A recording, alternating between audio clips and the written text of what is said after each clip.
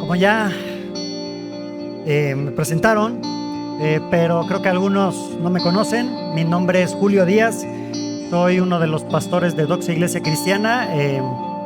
No estuve presente la semana pasada y te doy la más cordial bienvenida. Si es la primera o segunda ocasión que estás presente, gracias por estar aquí, por otorgarnos un poco de tu tiempo y espero que puedas sentirte cómodo, que nos vayas conociendo, que nos permitas conocerte también en estos próximos días. Para quienes somos de casa, qué gusto volverlos a ver. Estuve ausente la semana pasada, pero sentí que fue como más tiempo. Pero bueno, estamos aquí, gracias a Dios. Deseo de todo corazón que lo que escuchemos el día de hoy sea de ánimo, de consuelo, de exhortación y de confrontación. Recuerda que estamos en los últimos capítulos, en los capítulos finales de esta serie de Hechos de los Apóstoles titulada La Iglesia en el Poder del Espíritu Santo. Ya estamos en la recta final y el día de hoy estaremos en el capítulo, viendo el último versículo del capítulo 22 y vamos a ver todo el capítulo 23, es decir, hasta el versículo 35. Pero antes de leer esta sección un poquito larga, vamos a poner este tiempo en manos del Señor. Necesitamos de Él, necesitamos que su Espíritu nos hable y utilice lo que estaremos escuchando en esta mañana. Vamos a orar. Amado Padre, gracias Señor, gracias por este día, porque tú nos has traído a reunirnos como iglesia para conocerte más, para exaltarte, para conocer más de ti, Señor, y reflexionar con respecto a lo que nos hablarás en esta mañana. Padre, tú eres maravilloso y te necesitamos, Señor. Te necesitamos.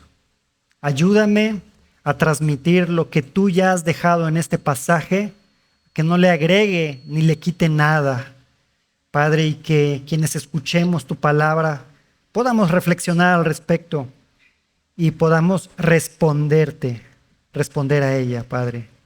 Gracias por este precioso tiempo que nos regalas. En Cristo Jesús. Amén. Abre tu Biblia, por favor, ahí en Hechos 23. Hechos capítulo 23, y vamos a iniciar la lectura desde el versículo 30 del capítulo 22, que dice así: Al día siguiente, queriendo el comandante saber con certeza la causa por la cual los judíos lo acusaban a Pablo, lo soltó y ordenó a los principales sacerdotes y a todo el concilio que se reunieran. Después llevó a Pablo y lo puso ante ellos. Entonces Pablo, mirando fijamente al concilio, dijo: Hermanos, hasta este día yo he vivido delante de Dios con una conciencia perfectamente limpia. Y el sumo sacerdote Ananías ordenó a los que estaban junto a él que lo golpearan en la boca. Entonces Pablo le dijo: Dios lo golpeará a usted, pared blanqueada. ¿Se sienta usted para juzgarme conforme a la ley y viola la ley ordenando que me golpeen? Los que estaban allí observando dijeron: ¿al sumo sacerdote de Dios injurias? Y Pablo dijo: no sabía, hermanos, que él era el sumo sacerdote, porque escrito está: no hablarás mal de una de las autoridades de tu pueblo. Entonces Pablo, dándose cuenta de que una parte eran saduceos y otra fariseos, alzó la voz en el concilio: Hermanos, yo soy fariseo, hijo de fariseos. Se me juzga a causa de la esperanza de la resurrección de los muertos. Cuando dijo esto, se produjo un altercado entre los fariseos y los saduceos, y la asamblea se dividió. Porque los saduceos dicen que no hay resurrección, ni ángel, ni espíritu, pero los fariseos creen todo esto. Se produjo entonces un gran alboroto y levantándose algunos de los escribas del grupo de fariseos, discutían enérgicamente diciendo: no encontramos nada malo en este hombre, pero ¿y si un espíritu o un ángel le ha hablado? Al surgir un gran altercado, el comandante tuvo temor de que Pablo fuera despedazado por ellos y ordenó que las tropas descendieran, lo sacaron de entre ellos a la fuerza y lo llevaran al cuartel. A la noche siguiente, el Señor se le apareció a Pablo y le dijo: ten ánimo, porque como has testificado fielmente de mi causa en Jerusalén, así has de testificar también en Roma. Cuando se hizo de día, los judíos tramaron una conspiración y se comprometieron bajo juramento, diciendo que no comerían ni beberían hasta que hubieran matado a Pablo. Los que tramaron este plan eran más de 40 hombres, los cuales fueron a los principales sacerdotes y a los ancianos dijeron: nos hemos comprometido bajo solemne juramento a no probar nada hasta que hayamos matado a Pablo. Ahora pues, ustedes y el concilio avisen al comandante para que lo haga comparecer ante ustedes, como si quisieran hacer una investigación más minuciosa para resolver su caso. Nosotros, por nuestra parte, estamos listos para matarlo antes de que llegue. Pero el hijo de la hermana de Pablo se enteró de la emboscada y fue y entró al cuartel y dio aviso a Pablo. Pablo, llamando a uno de los centuriones, dijo: lleva a este joven al comandante porque tiene algo que informarle. Él entonces, tomándolo consigo, lo condujo al comandante y le dijo: Pablo, el preso me llamó y me pidió que te trajera a este joven, pues tiene algo que decirte. El comandante, tomándolo de la mano y llevándolo aparte, le preguntó: ¿qué es lo que tienes que informarme? Y el joven respondió: los judíos se han puesto de acuerdo en pedirle que mañana lleve a Pablo al concilio, con el pretexto de hacer una indagación más a fondo sobre él. Pero no les preste atención, porque más de 40 hombres de ellos que se han comprometido bajo juramento a no comer ni beber hasta que lo hayan matado. Esperen emboscados. Ellos ya están listos esperando promesa de parte suya. Entonces el comandante dejó ir al joven, encomendándole: no digas a nadie que me has informado de estas cosas. Y llamando a 2 de los centuriones dijo: preparen 200 soldados para las 9 de la noche, con 70 jinetes y 200 lanceros, para que vayan a Cesarea. Debían preparar también cabalgaduras para Pablo y llevarlo a salvo al gobernador Félix. También el comandante escribió una carta en estos términos: Claudio Lisias, al excelentísimo gobernador Félix, salud. Cuando este hombre fue arrestado por los judíos y estaba a punto de ser muerto por ellos, al saber que era romano, fui con las tropas y lo rescaté. Queriendo cerciorarme de la causa por la cual lo acusaban, lo llevé a su concilio. Y hallé que lo acusaban sobre cuestiones de su ley, pero no hay ningún cargo que mereciera muerte o prisión. Cuando se me informó de que había un plan en contra del hombre, se lo envié enseguida, instruyendo también a sus acusadores que presenten los cargos contra él delante de usted. Así que los soldados, de acuerdo con las órdenes que tenían, tomaron a Pablo y lo llevaron de noche a Antípatris. Al día siguiente regresaron al cuartel dejando que los de a caballo siguieran con él, los cuales, después de llegar a Cesarea y de entregar la carta al gobernador, le presentaron también a Pablo. Cuando el gobernador leyó la carta, preguntó de qué provincia era Pablo, y al enterarse de que era de Cilicia, dijo: te huiré cuando estén presentes también tus acusadores. Y mandó que lo guardaran en el pretorio de Herodes. Hasta aquí la lectura de la palabra del Señor. Y esto nos lleva al título del sermón. El título del sermón de esta mañana es el siguiente: por mi causa en Jerusalén, pero también en Roma. Por mi causa en Jerusalén, pero también en Roma. Y el día de hoy veremos nuestro pasaje a través de estas escenas típicas de la narrativa histórica, esta división en escenas que ya muchos conocen, que ya están acostumbrados, estas 5 escenas que la primera es un ambiente, la segunda es un conflicto, la tercera el clímax, una resolución y el nuevo ambiente. Así estaremos acercándonos a este pasaje en esta mañana. Recuerda que no es la única forma de estudiar el texto, pero nos ayuda de manera muy clara para darle una estructura a nuestro mensaje, donde, derivado de este texto, la idea central es la siguiente, o el argumento, también lo conocemos como argumento. Al obedecer a Dios somos parte activa de su providencia, por lo que podemos tener ánimo en medio de las circunstancias. Lo repito para quienes quieren copiarlo.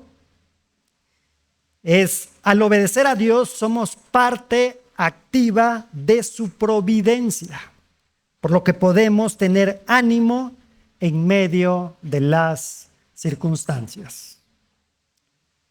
Esa es nuestra idea principal. Y en la sección anterior veíamos lo que estaba aconteciendo con Pablo en Jerusalén. Fue atacado y azotado salvajemente en los terrenos del templo por parte de una turba judía. Y la intervención de soldados romanos le salvó la vida, por lo menos superficialmente. Claudio Lisias, el comandante romano en Jerusalén, trató sin éxito de averiguar qué había hecho Pablo.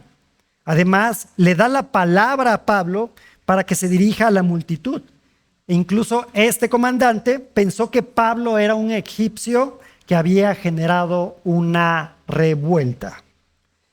La presente muchedumbre de judíos lo están acusando falsamente de haber introducido gentiles en el templo, donde un momento importante es cuando la gente se enciende, están muy enojados, están muy molestos, y Pablo les dice que el Señor lo envió hacia los gentiles. De hecho, dice en el capítulo anterior, cuando piden la cabeza del apóstol, es porque dice esto: quita de la tierra, más bien la gente dice, quita de la tierra a ese hombre, no se le debe de permitir que viva, cuando él admite que tiene que ir a los gentiles. Y tienes que recordar que los judíos no podían imponer penas capitales en ese momento de la historia. Eso le correspondía a los romanos. No podían tomar y ejercer la ley a esos niveles por su propia mano. Así que vayamos a nuestra primera escena.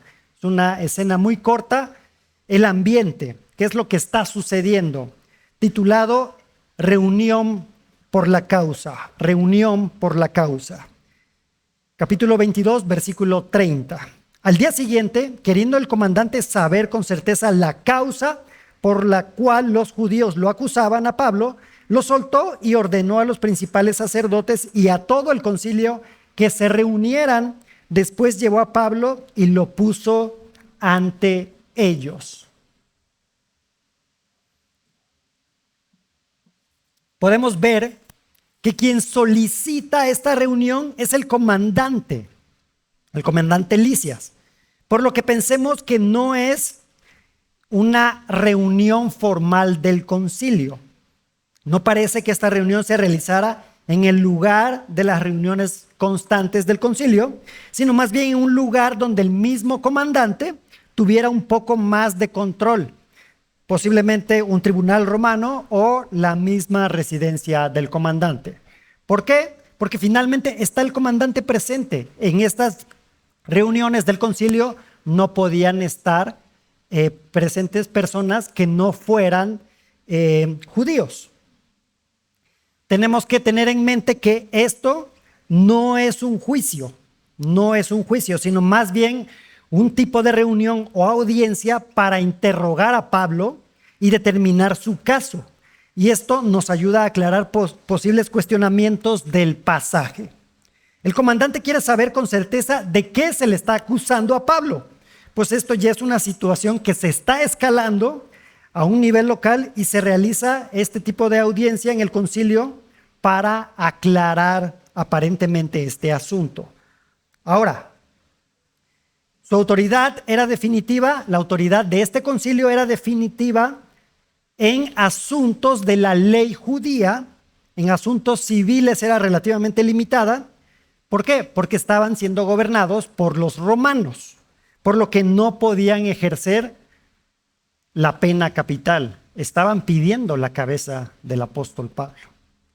Entonces vemos un ambiente de tensión, vemos ese ambiente difícil donde convoca esta reunión el comandante. Ante lo que sucederá en esta reunión informal del concilio, hay mucha tensión. Esto es el ambiente, reunión por la causa, una escena muy, muy pequeña. Vayamos a nuestra siguiente escena. Se genera un conflicto, hay un problema. Versículos 1 al 10, la defensa por la causa. No voy a leer el pasaje para aprovechar el tiempo, pero son los versículos 1 al 10, esta segunda escena del conflicto. Lucas pretende al lector de Hechos, lo pretende poner en el lugar. Describe que Pablo está observando fijamente al concilio. Y solo podemos suponer si esta mirada que tenía Pablo era una mirada retadora, de tristeza, de desánimo o de tranquilidad por la consciente integridad de él. Pablo empieza a hablar y lo que dice es molesto para algunos de sus oyentes. De hecho dice: hermanos, hasta este día yo he vivido delante de Dios con una conciencia perfectamente limpia, como argumentando de que no tendría que estar ahí él presente. Pablo siempre había estado motivado por un deseo de agradar a Dios, incluso cuando perseguía a los cristianos. Aunque también tenemos que tener cuidado de nuestra conciencia, y más aún cuando éramos dominados por una naturaleza pecaminosa. Lo que no significa que todas sus acciones siempre hayan sido correctas. Más bien significa que no sentía culpa por nada de lo que había hecho, a pesar de las acusaciones del concilio. Pero para este momento es obvio que el apóstol ya ha sido renovado por el Espíritu Santo. Y al hacer esta afirmación, Pablo puso a los miembros del concilio a la defensiva. Está aquí y dice que no ha hecho nada, que su conciencia está limpia, ya que el apóstol había actuado en obediencia a Dios. Y al oponerse a Pablo, ellos en realidad estaban peleando en contra de Dios. En respuesta, ¿qué es lo que hace el sumo sacerdote Ananías? Ordena que le golpeen en la boca. Pero ¿quién es este sumo sacerdote Ananías? Con base en registros extrabíblicos, él era un hombre brutal y violento que gobernó, es decir, desde el concilio, porque es el sumo sacerdote, alrededor de 11 años. Según este historiador Flavio Josefo, que ya hemos mencionado, Ananías robaba de los sacerdotes comunes los diezmos que deberían habérseles entregado y golpeaban a quien se resistiera. No dudaba en usar la violencia para cumplir sus objetivos. Es más, unos años antes los romanos habían sospechado de una complicidad de Ananías en atrocidades que habían hecho sobre los samaritanos. Justo L. González escribe lo siguiente: su gran riqueza hizo que fuera un hombre temible, incluso después de la deposición de su cargo. No tenía ningún escrúpulo en emplear la violencia y el asesinato con tal de defender sus intereses. Y cuando estalló la guerra contra Roma en el 66, no dudaron en matarlo. Estaba el apóstol frente a un hombre de mucho cuidado. Y ya que Pablo no se le había acusado de manera formal de un delito, no lo podían golpear. Simplemente no lo podían golpear y Ananías manda a que lo golpeen. Le sale esa parte humana al apóstol, esa parte que todos tenemos, que todos vivimos, y de manera airada reprende a Ananías, diciéndole: hipócrita. ¿Qué es esto? Lo que significa esto de pared blanqueada. ¿Por qué? Porque finalmente cuando pintas una pared, puede que simplemente estés cubriendo el mal estado o la mala condición interior de esa pared. Entonces le dice básicamente, hipócrita. Le dice que es hipócrita. ¿Se sienta usted para juzgarme conforme a la ley y viola la ley ordenando que me golpeen? Le recrimina Pablo. Porque también esto, ¿qué significaba el que lo golpearan en la boca? Como diciendo, esto que estás diciendo es mentira, es falso, y yo, Ananías, ya he tomado un veredicto, aunque no había sido enjuiciado. Los que estaban allí observando se indignan de la acción de Pablo, pero no parecieron tan indignados o escandalizados por el abuso de Ananías.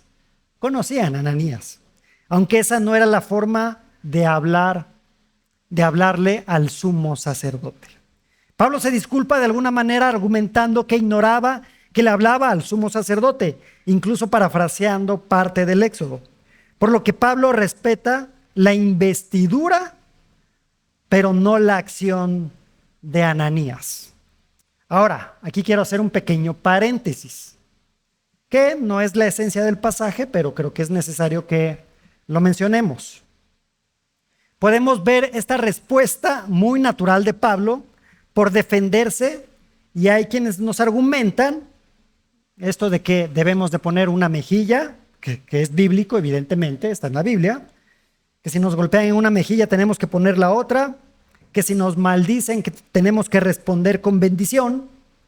Y evidentemente no estoy justificando la actitud del apóstol, era humano como nosotros, pero en situaciones de presión quizás vamos a reaccionar como no esperemos. Solamente en ese momento, en situaciones de presión, puede salir algo de nosotros, para mal o para bien. Y espero que en la medida que vaya pasando el tiempo, eso que externemos vaya siendo algo para bien. De hecho, Jesús mismo fue golpeado durante su interrogatorio y también protestó contra la ilegalidad de esa acción, de ese abuso. Cierro el paréntesis.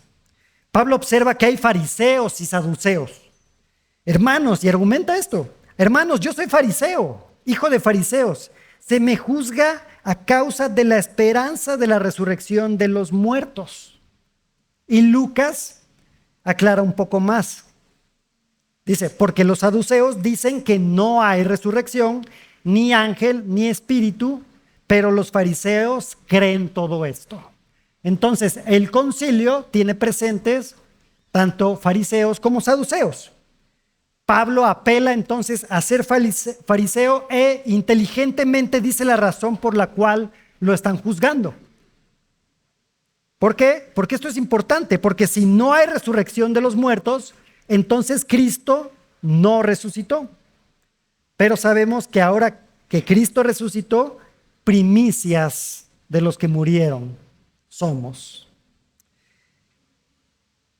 Por lo tanto, la resurrección del Señor Jesucristo es una verdad central del cristianismo.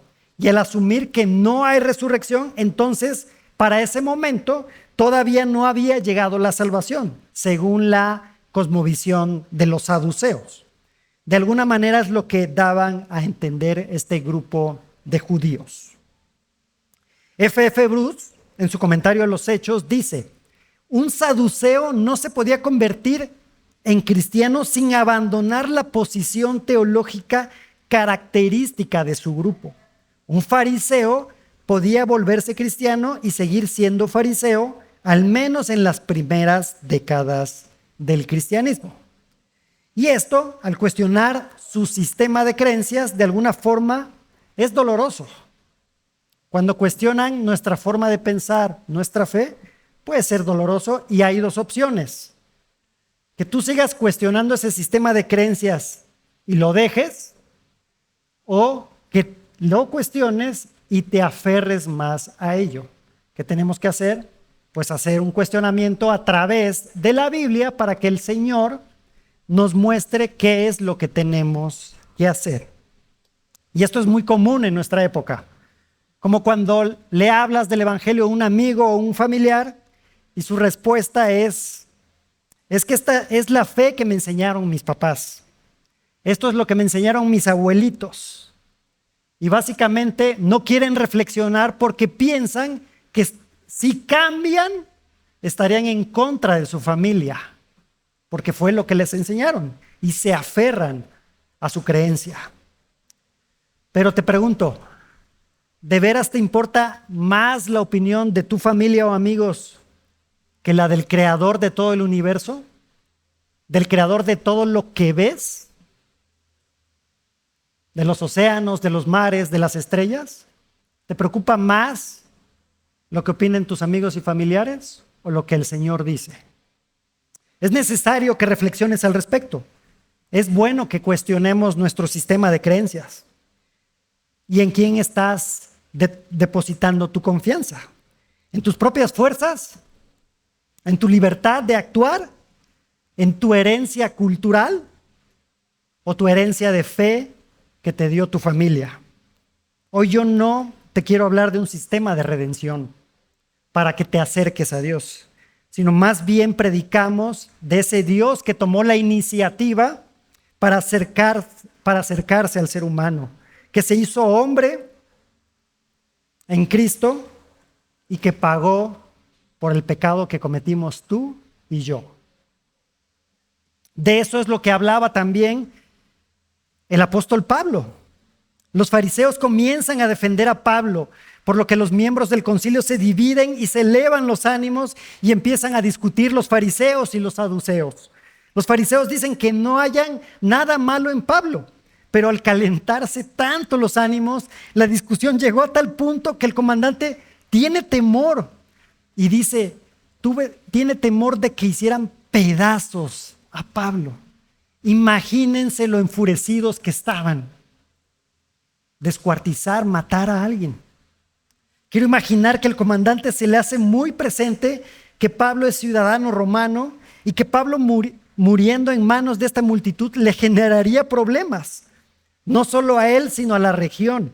El comandante les ordena a los soldados que intervengan, que saquen rápidamente a Pablo de en medio de ellos y que lo lleven al cuartel. Así de intenso se puso, ¿no? Y en medio de este gran conflicto de querer asesinar a Pablo, recuerda que no podían hacer esto los judíos. No podían hacer esto sin el aval de los romanos, sin el consentimiento de la autoridad. Que este caso, ¿quién era? El gobernador. Vemos la providencia de Dios, pues alcanzan a sacar a Pablo para llevarlo al cuartel, protegiendo a uno de los principales hombres que ha estado predicando el evangelio. El comandante, sin saberlo, es parte del plan de Dios. Lucas no menciona nada de lo que posiblemente está sintiendo Pablo. Seguramente estaba preocupado, tenso, pensando en lo que sucedería con él. Quizá ya desanimado porque serían sus últimos días al haber cometido el propósito, evidentemente en obediencia a Dios, de llegar a Jerusalén, sabiendo lo que le esperaría. ¿Recuerdas que le habían dicho a Pablo que lo iban a amarrar, que le iban a poner cadenas? Y él aún así va a Jerusalén. Y viene nuestra siguiente escena, el clímax de la historia, la cual es digna de una serie ahí de drama. Recuerda, ya vimos el ambiente, reunión por su causa y el conflicto, defensa por la causa. Veamos el clímax de esta historia. La providencia en medio de las circunstancias. Versículos 11 y 22, estos sí los voy a leer. Dice, a la noche siguiente, el Señor se le apareció a Pablo y le dijo, ten ánimo porque como has testificado fielmente de mi causa en Jerusalén, así has de testificar también en Roma. Cuando se hizo de día, los judíos tramaron una conspiración y se comprometieron bajo juramento, diciendo que no comerían ni beberían hasta que hubieran matado a Pablo. Los que tramaron este plan eran más de 40 hombres, los cuales fueron a los principales sacerdotes y a los ancianos y dijeron, nos hemos comprometido bajo solemne juramento a no probar nada hasta que hayamos matado a Pablo. Ahora pues, ustedes y el concilio avisen al comandante para que lo haga comparecer ante ustedes, como si quisieran hacer una investigación más minuciosa para resolver su caso. Nosotros por nuestra parte estamos listos para matarlo antes de que llegue. Pero el hijo de la hermana de Pablo se enteró de la emboscada y fue y entró al cuartel y dio aviso a Pablo. Pablo, llamando a uno de los centuriones, dijo, lleva a este joven al comandante porque tiene algo que informarle. Él entonces, tomándolo consigo, lo condujo al comandante y le dijo, Pablo el preso me llamó y me pidió que te trajera a este joven, pues tiene algo que decirte. El comandante, tomándolo de la mano y llevándolo aparte, le preguntó, ¿qué es lo que tienes que informarme? Y el joven respondió, los judíos se han puesto de acuerdo en pedirle que mañana lleve a Pablo al concilio, con el pretexto de hacer una indagación más a fondo sobre él, pero no les preste atención, porque más de 40 hombres de ellos que se han comprometido bajo juramento a no comer ni beber hasta que lo hayan matado, esperan emboscados. Ellos ya están listos esperando promesa de parte suya. Entonces el comandante dejó ir al joven, encomendándole, no digas a nadie que me has informado de estas cosas.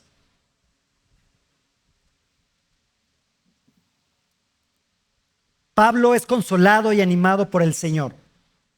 Como ya había ocurrido en tiempos de necesidad, el Señor se le aparece, o por lo menos le habla, de manera compasiva. El Señor de toda consolación alienta a su siervo y le dice, ten ánimo, ten ánimo.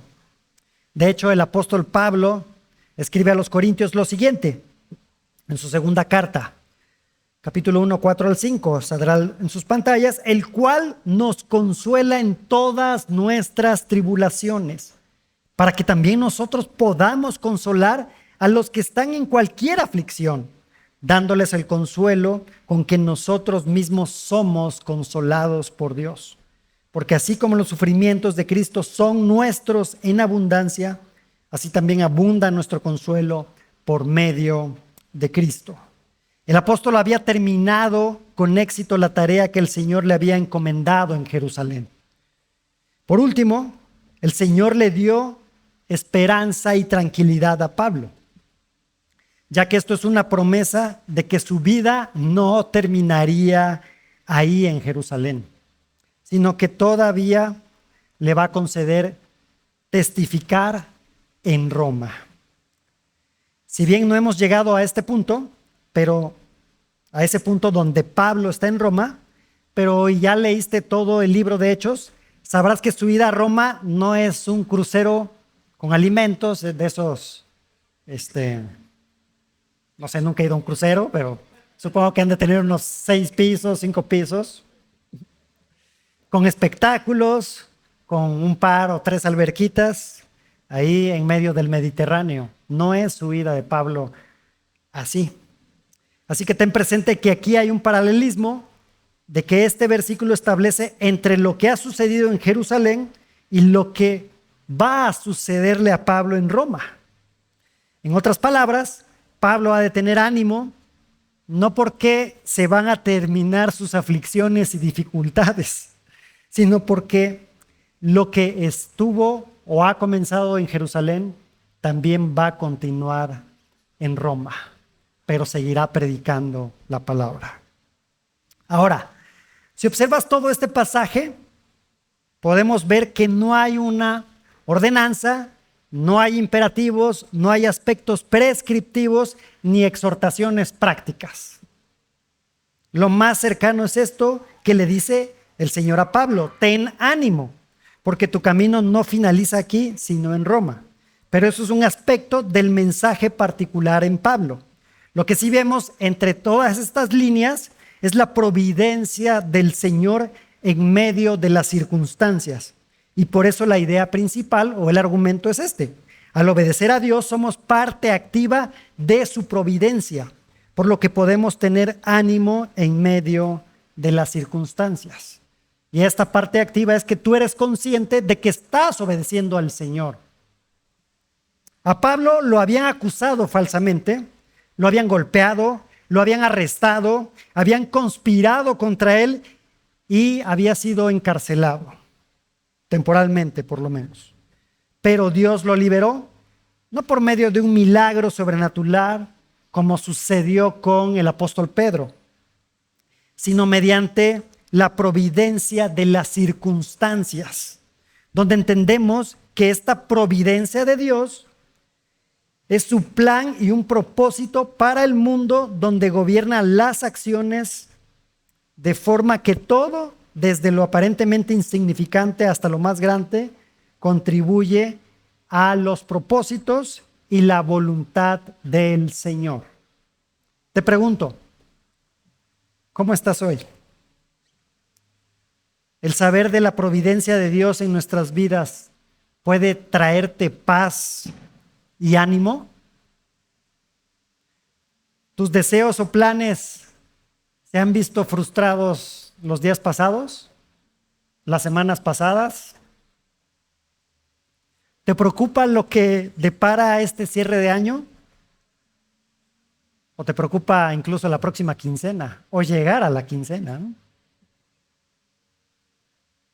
El Señor trabaja con cada uno de nosotros de formas diferentes y debemos refugiarnos en Él. El mismo Pablo le escribió a los fariseos, a los filipenses, perdón, en Filipenses 4, 5 al 7, la bondad de ustedes sea conocida de todos los hombres. El Señor está cerca. Por nada estén afanosos, antes bien en todo, mediante oración y súplica con acción de gracias, sean dadas a conocer sus peticiones delante de Dios. Y la paz de Dios, que sobrepasa todo entendimiento, guardará sus corazones y sus mentes en Cristo Jesús. Y es difícil. Esto es difícil llevarlo a la práctica y vivirlo. Vemos cómo se gesta una conspiración sobre Pablo de un grupo fanático, pues sabían que no podían depender de las autoridades romanas para ejecutar a Pablo, pues no había delito capital para acusarlo. Estos se comprometen bajo un tipo de juramento a un ayuno total, en tanto no le den muerte a Pablo. ¿Y esto para qué lo hacen? Para presionar. Así de, bueno, nosotros no vamos a comer nada hasta que caiga la cabeza de Pablo. El plan es relativamente sencillo.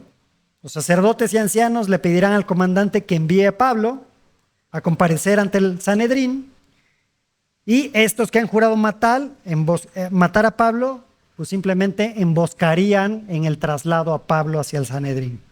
Básicamente es esto. Pero providencialmente no pasa eso. Aparece por ahí un sobrino de Pablo, el sobrino. Se entera de esta emboscada que pretendían realizar sobre su tío. Va y da aviso al tío Pablo: está sucediendo esto. Le da los detalles. Pablo le comunica al comandante: ¿sabes qué? Llévate a mi sobrino para que vaya con el comandante, porque tiene algo importante que decirle. El centurión informó de la situación a su oficial, lleva al sobrino. Lisias lo lleva aparte, porque supone que es algo privado, es una información confidencial. le revela lo que está sucediendo el sobrino a Lisias, le da los detalles y Lisias le dice, ok, gracias, vete de aquí, no le digas nada a nadie. ¿Por qué? Porque si se daban cuenta algunos de estos hombres que juraron matar a Pablo o algunos del concilio, pues tenían que cambiar la estrategia y ya los romanos no iban a poder saber qué pretendían los judíos. A estos judíos no les importaba sublevarse ante los romanos. Tal vez algunos ya se habían mentalizado de que iban a morir y no les importaban las consecuencias que acarrearía este posible ataque a Pablo. Este fue el clímax, la providencia en medio de las circunstancias, la providencia en medio de las circunstancias. Cuarta escena, la resolución. Veamos qué hará Lisias ante esta situación posiblemente explosiva.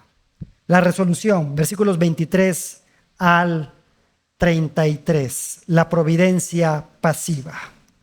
No los voy a leer para aprovechar el tiempo, pero son, repito, desde versículo 23 al 33. Nuevamente el comandante tomó las medidas necesarias, sin imaginar que estaba llevando a cabo la protección providencial de Dios para o sobre Pablo. Las cosas están calientes en Jerusalén, hay un polvorín y Lisias tiene que enfrentar una situación difícil.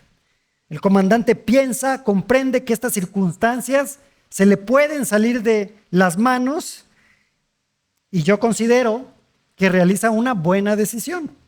Hay que sacar a Pablo de Jerusalén rápidamente. Obviamente esto frustraría el complot y, como dice F.F. Bruce, evitaría que un prisionero fuera asesinado, también impediría un enfrentamiento con los judíos que podía degenerar en una revuelta a gran escala.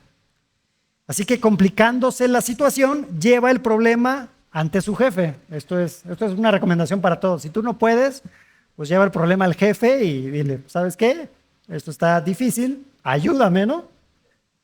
No es muy complicado pensar eso, una respuesta así.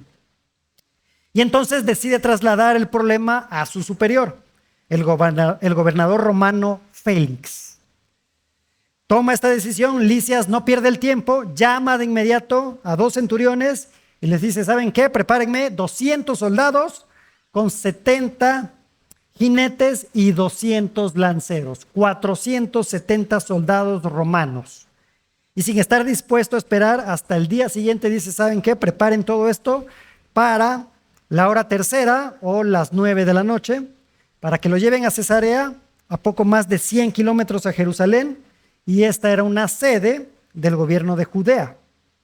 Allí era donde Félix se encontraba.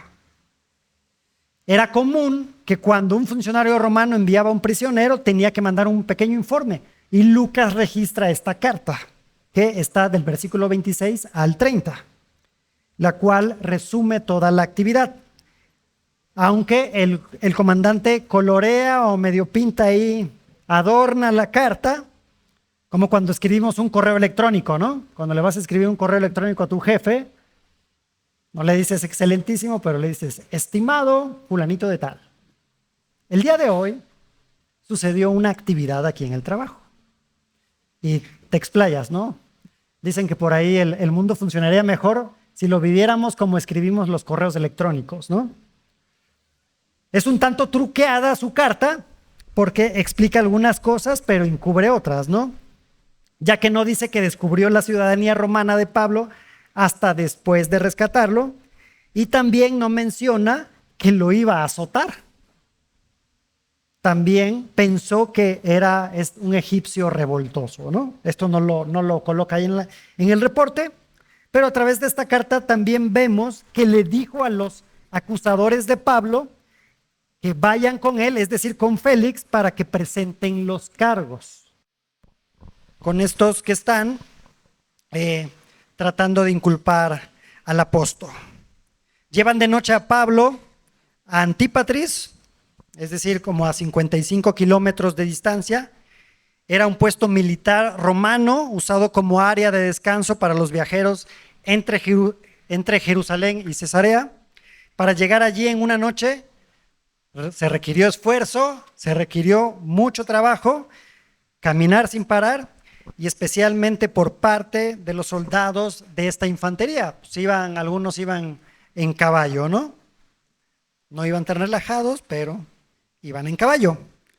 Puesto que ya están a buena distancia de Jerusalén, la escolta puede ser menor. La caballería sigue escoltando a Pablo y la infantería regresa a su base. Llegan a Cesarea y le entrega al gobernador tanto el prisionero como la carta que explica el caso. A partir de entonces, Pablo es responsabilidad de este gobernador Félix y no del comandante Lisias. Y hasta aquí podemos seguir viendo la providencia y protección de Dios sobre el apóstol. ¿Por qué? Vemos entonces cómo hay 470 soldados de uno de los mejores ejércitos que escoltan a Pablo. Seguramente quienes vieron la comitiva se preguntaron si estaba a lo mejor iniciando una guerra o por qué tanto movimiento, cuál era la razón de esto. Estaban escoltando al apóstol de los gentiles, siendo parte del plan del Señor.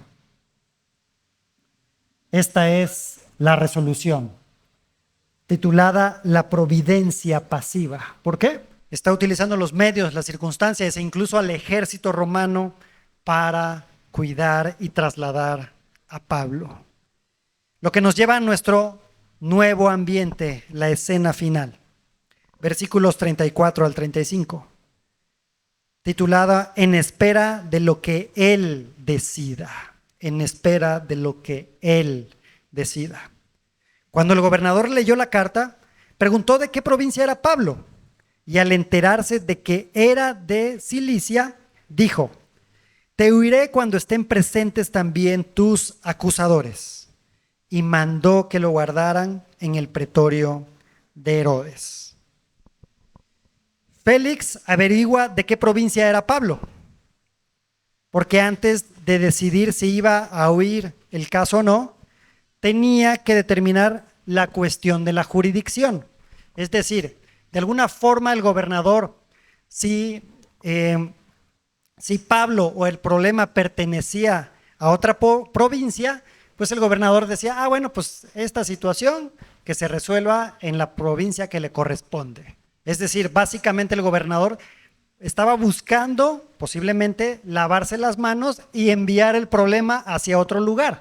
¿Por qué? Porque la zona de Jerusalén era conflictiva y estos aspectos religiosos eran un poco molestos para Roma. Si Félix logra transferir el caso a la provincia de Pablo, se habría lavado las manos, y cuando supo que el prisionero era de Cilicia, estuvo de acuerdo en oír el caso. Pero, como se dice en el versículo, también tienen que esperar a los acusadores, que estén los acusadores presentes, y lo dejan en el pretorio de Herodes. Parte de lo que estuvo viviendo el apóstol Pablo es una sombra y recordatorio de la muerte de Cristo. Tanto Jesús como Pablo eran judíos, predicaban el evangelio a su pueblo y el arrepentimiento de los pecados. No fueron culpables de ningún delito. Sin embargo, contra ambos planearon conspiración, ambos fueron golpeados abusivamente, ambos se tuvieron que enfrentar al concilio de los judíos y ambos fueron prisioneros de la fortaleza. Pablo participó realmente en los mismos padecimientos que Cristo. Pero la muerte del Señor Jesucristo era necesaria para que tú y yo pudiéramos disfrutar de la gracia del Señor y Cristo cargar con la justicia de Dios. ¿Y sabes qué? Esto también fue parte de la providencia de Dios. El plan de redención para el ser humano se realiza porque lo hizo el Señor. Así que descansemos en ello. Las cosas no se salen de su control. Ponte de pie Y permíteme leer un último pasaje. Un pasaje bastante conocido. Mateo 5, 10 al 12, parte de las bienaventuranzas. Bienaventurados aquellos que han sido perseguidos por causa de la justicia, pues de ellos es el reino de los cielos. Bienaventurados serán cuando los insulten y persigan y digan todo género de mal contra ustedes falsamente por causa de mí. Regocíjense y alégrense, porque la recompensa de ustedes en los cielos es grande, porque así persiguieron a los profetas que fueron antes que ustedes. Recuerda la idea principal. Al obedecer a Dios somos parte activa de su providencia, por lo que podemos tener ánimo en medio de las circunstancias. Vamos a orar. Amado Padre, gracias, Señor, por tu palabra. Gracias porque nos reconforta saber que en medio de cualquier situación, que en medio de cualquier circunstancia, podemos estar agradecidos, Señor, porque esto no se sale de tus manos y está bajo tu control, Señor. Padre, la cruz también estuvo bajo tu control y nos habla de ese Dios misericordioso que se hizo hombre, que caminó entre nosotros, que vivió entre nosotros para llegar a la cruz y pagar nuestros pecados, el delito que yo cometí, Señor. Gracias, Señor, por otorgarnos gracia que transforma.